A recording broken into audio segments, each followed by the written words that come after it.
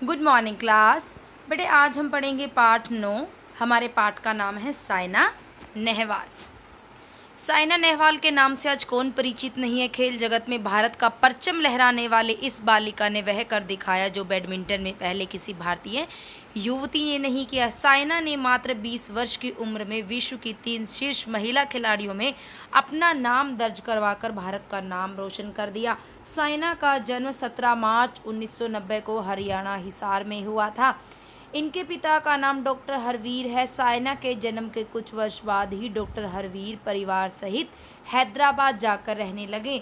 बचपन से ही साइना की रुचि बैडमिंटन में थी, तभी से अपने खेल में शिखर पर पहुंचने का सपना साइना के मन में पलने लगा था। सामान्य बच्चे जहां बाल्यकाल में मौज मस्ती करते थे, वहीं साइना घंटों अभ्यास करके बैडमिंटन में महारत हासिल करने में लगी रहती थी। अपने लक्ष्य को पाना है, उसके मन में बस यही धुन सवार थी। देखो बेटा, जो साइना थी ना, बचपन में क्या सब बच्चे खेल कूद करते, मौज मस्ती करते, लेकिन उन पर सिर्फ एक धुन सवार थी कि मुझे बैडमिंटन में महारत हासिल करनी है। ठीक है, उन पर बस यही धुन सवार थी कि अपने लक्ष्य को पूरा करना है। ठीक है, उन्होंने 20 वर्ष की उम्र में बेटा विश्व की जो 3 शीर्ष महिला खिलाड़ियों में अपना नाम दर्ज करवाकर भारत का नाम रोशन कर दिया।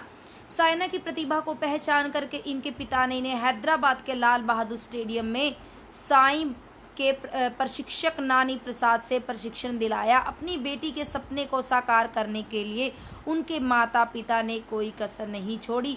बेटी को प्रशिक्षण दिलवाने के लिए स्टेडियम लाने और ले जाने की जिम्मेदारी इनके पिता ने उठाई। उस समय साइना लगभग 8 वर्ष की थी। खेल सीखने के लिए स्टेडियम आना जाना, फिर विद्यालय तथा होमवर्क, यह सब उसी बच्ची को इतना थका देता था कि वह स्कूटर पर बैठे सो जाती थी। अप्रत्याशित दुर्घटना को टालने के लिए साइना की माँ भी उनके साथ जाने लगी। बेटा, साइना की प्रतिभा यानी कि जिनका टैलेंट था ना, उनके टैलेंट को उनके पिता ने पहचाना।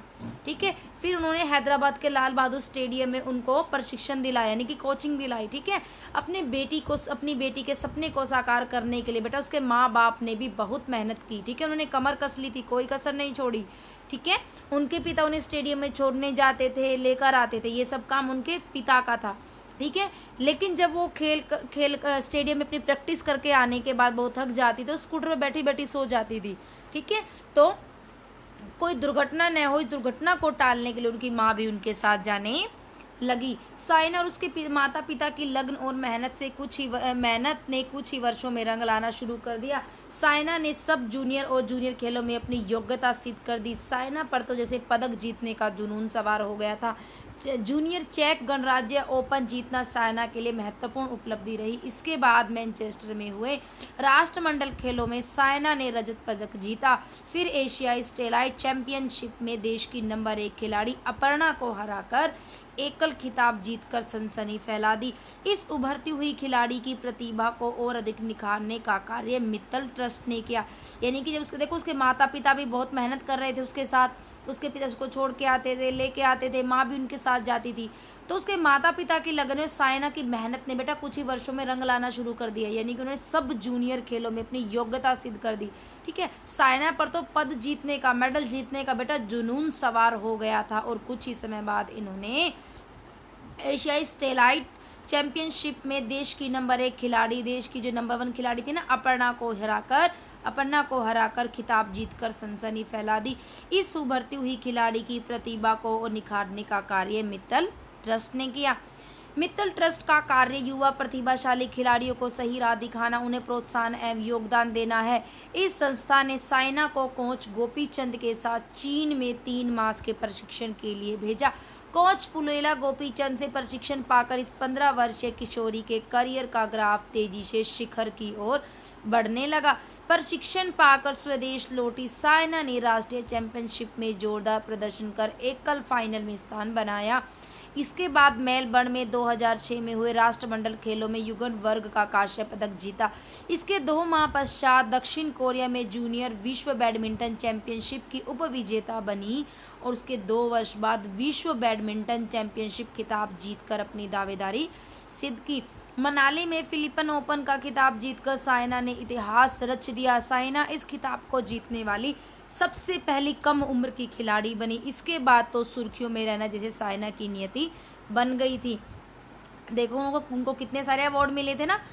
कह रहे कि जो मतलब जो साइना के अंदर जो टैलेंट था, उस प्रतिभा को और भी निखारने का कार्य तक मित्तल ट्रस्ट ने किया था। ठीक है, उसका क्या क्या करते थे वो, जो प्रतिभाशाली खिलाड़ी थे ना उनको सही राह दिखाते, उनका प्रोत्साहन बढ़ाते, उनको सहयोग देते थे।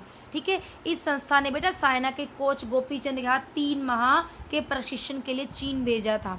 ठीक है, उनको फिर 2006 में राष्ट्रमंडल खेलों में युगल वर्ग का कांस्य पदक जीता। फिर मनाली में उन्होंने फिलिपन ओपन का खिताब जीतकर साइना ने इतिहास रच दिया।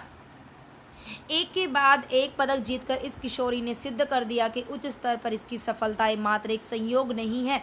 इंडियन इंटरनेशनल, देखो पहले नेशनल का खेल, अब उन्होंने क्या करें, इंटरनेशनल ओपन टूर्नामेंट 2009 और 2010 की इंडोनेशिया सुपर सीरीज, 2010 की सिंगापुर सुपर सीरीज।